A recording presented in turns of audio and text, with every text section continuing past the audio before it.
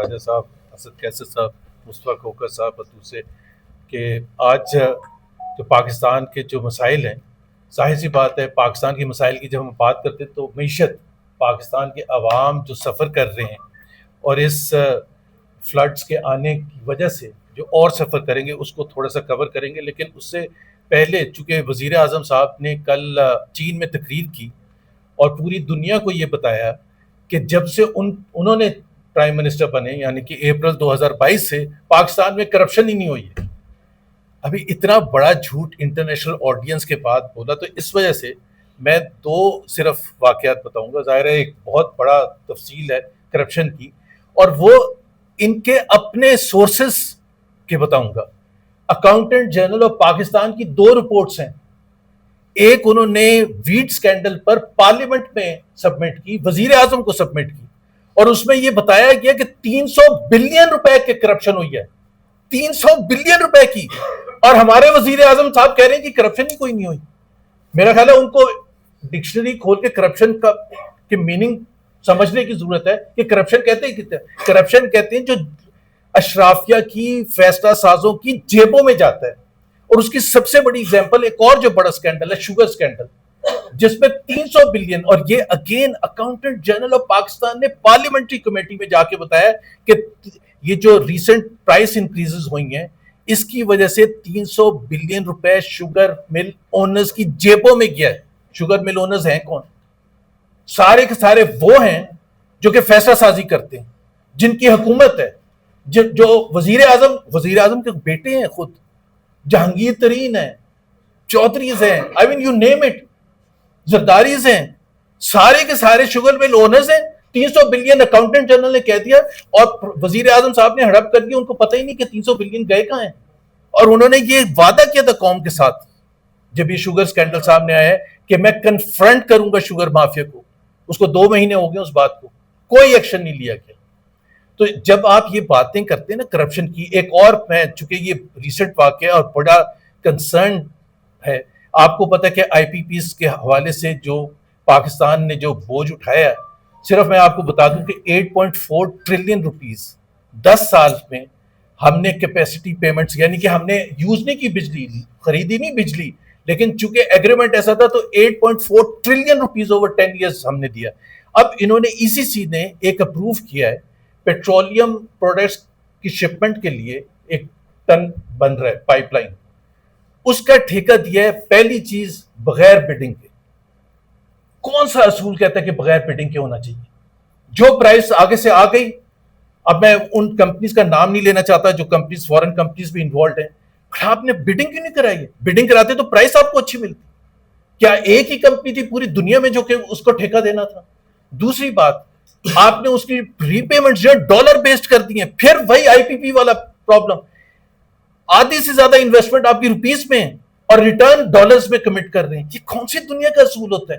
اور پھر کہہ رہے ہیں کرپشن نہیں ہے. یہ اسی چیز نے اپروو کر دیا، ابھی یہ کابینہ میں جانے والا ہے. اس وجہ سے ہم کہہ رہے ہیں کہ بھائی اچھا اس میں بھی وہ کلوز ہے جو کیپیسٹی پیمنٹ والا تھا کہ شپمنٹ ہو یا نہ ہو آپ کو پیمنٹ کرنی ہے. ابھی آپ ایک مشکل بحران سے نکلے نہیں ہیں، آپ ایک دوسرے مشکل بحران میں قومیں سیکھتی ہیں کہ بھائی ہم نے جو غلطی کی تھی. ابھی سب کوئی بھی اون نہیں کرتا آئی پی پی ایگریمنٹ کو کہ جو کیپیسٹی پیمنٹس ہمیں کرنی پڑی. Again I am repeating 8.4 trillion. یہاں آپ ایک اور آپ ایگریمنٹ کر لیا آپ نے، ای سی سی نے اپروو بھی کر دیا، اکنامک کوآرڈینیشن کمیٹی اور کیبنٹ نے.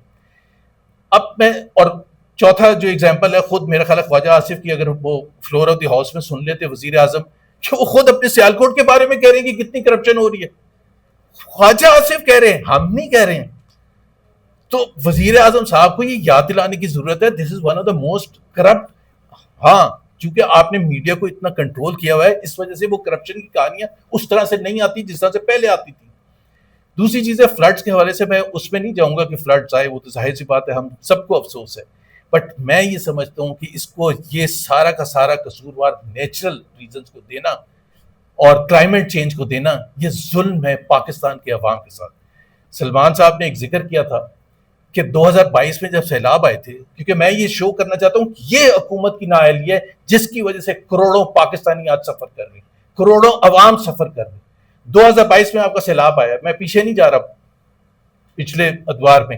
2022 کو لے لیتے ہیں, یو این سیکرٹری جنرل آئے یہاں, انہوں نے ایک کانفرنس ہولڈ کی باہر, انٹرنیشنل ڈونرز آئے, مختلف کنٹریز آئے, A D B, United Nations, World Bank, دوسرے ادارے آئے.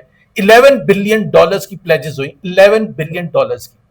فائنانس منسٹر محمد اورنگزیب آج فرماتے ہیں کہ وہ جو پلیجز تھے وہ ہمیں اس لیے نہیں ملے کہ ہم نے بینکیبل پرپوزلز دیے ہی نہیں.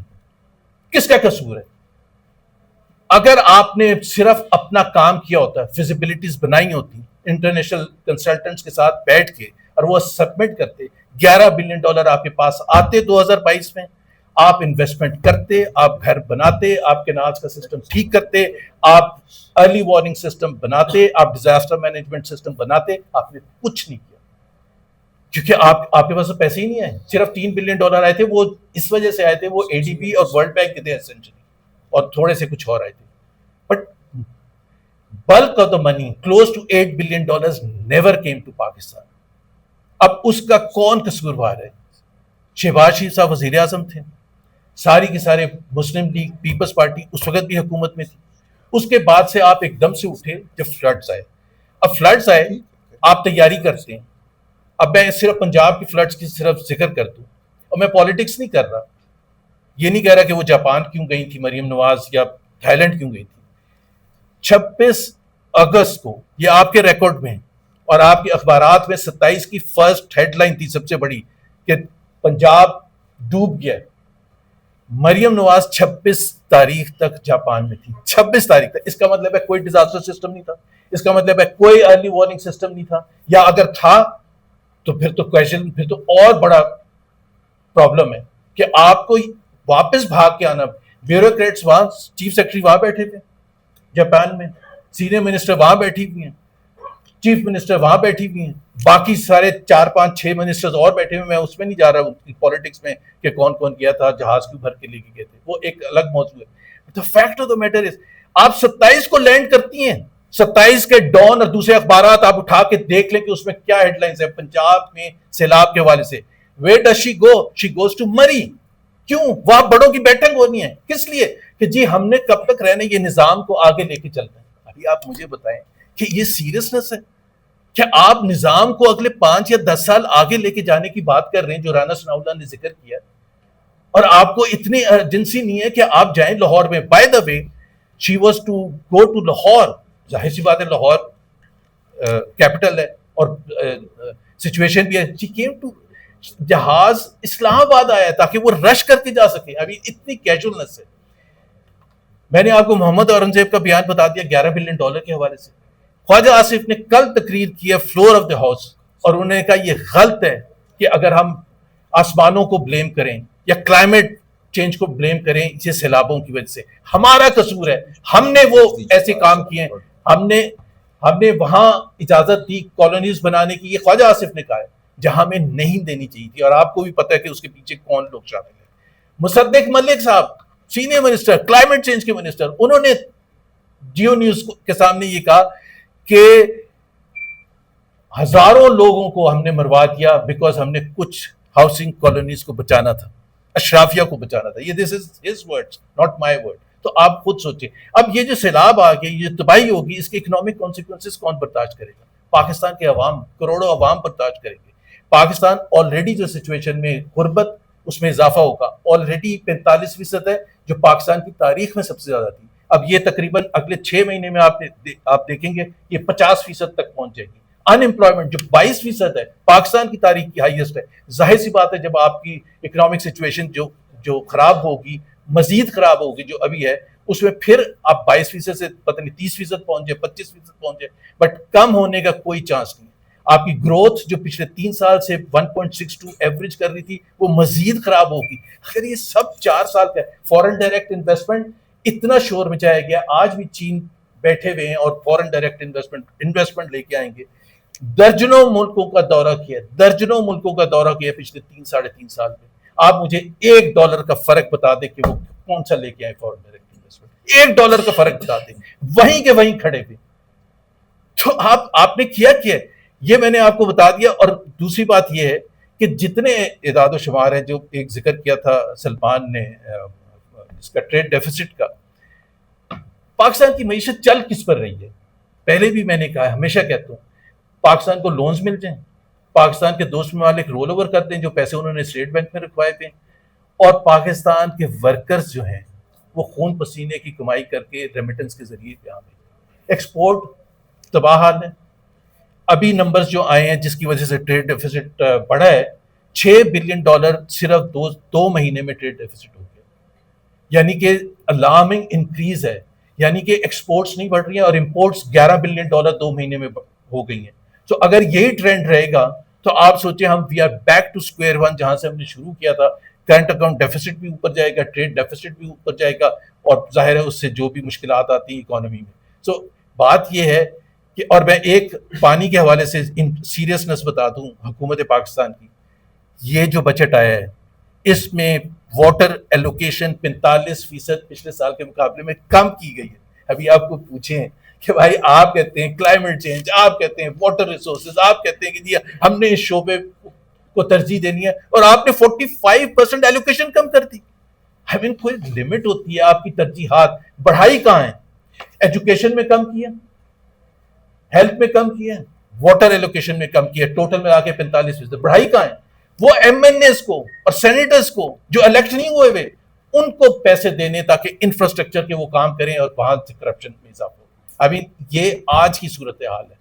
احسن اقبال صاحب is a witness to all of this, اور ان کے سامنے یہ ہو رہا ہے کیونکہ ان کے اوپر بھی پریشر ہے کہ آپ نے پیسے دینے, کیونکہ ہم نے کنٹینیوٹی رکھنی ہے, اور کنٹینیوٹی رکھنے کے لیے ہمیں ان کو پیسے دینے, اور جہاں سب سے زیادہ قوم کو ضرورت ہے ادھر آپ نے کاٹنے. So economy wise Pakistan is going to go into inflation کا ذکر کیا تھا ابھی سلمان نے. ظاہر سی بات ہے ابھی جو صورتحال ہے ایگریکلچر کے حوالے سے, پچھلے سال ایگریکلچر 5 میجر کراپس نیگیٹو میں تھی. اب جتنی کراپس ہیں, رائس ہے, میز ہے, دوسری کراپس ہیں, وہ ساری بہہ گئی ہیں. تو اب آپ کا ایک تو اس پر آئے گا, پریشر آئے گا کہ آپ کو یہ ساری چیزیں امپورٹ کرنی پڑیں گی, اور آپ کا فارن ایکسچینج اس پر لگے گا. اور ڈالر کے حوالے سے میں صرف ایک بات کہنا چاہوں گا, لیٹ مارکیٹ فنکشن انڈیپینڈنٹلی. یہ جو زبردستی کنٹرول کر کے رکھا ہوا ڈالر کو, اس کے ویسے ہی نتائج ہوں گے جیسے مشرف نے جب چھوڑا تھا, جیسے جب اسحاق ڈار نے چھوڑا تھا. کیونکہ آپ جب زبردستی کنٹرول کر کے رکھتے ہیں, مارکیٹ سے خرید کے اٹھا کے لے کے آتے ہیں, آپ کریک ڈاؤن کرتے ہیں, نارمل پروسیس رن نہیں کرنے دیتے, تو ایک تو آپ کی معیشت سفر کرتی ہے, آپ کی اکانومی سفر کرتی ہے, اور پھر اس کے بعد آپ کو فارن ایکسچینج جب ایک دم سے کھلے گا, مارکیٹ فورسز جب کریں گی, تو پھر آپ کا 300 بھی جائے گا, اور وہ جھٹکا آپ برداشت نہیں کر سکیں. بہت شکریہ جی, بڑی مہربانی. مصطفیٰ نواز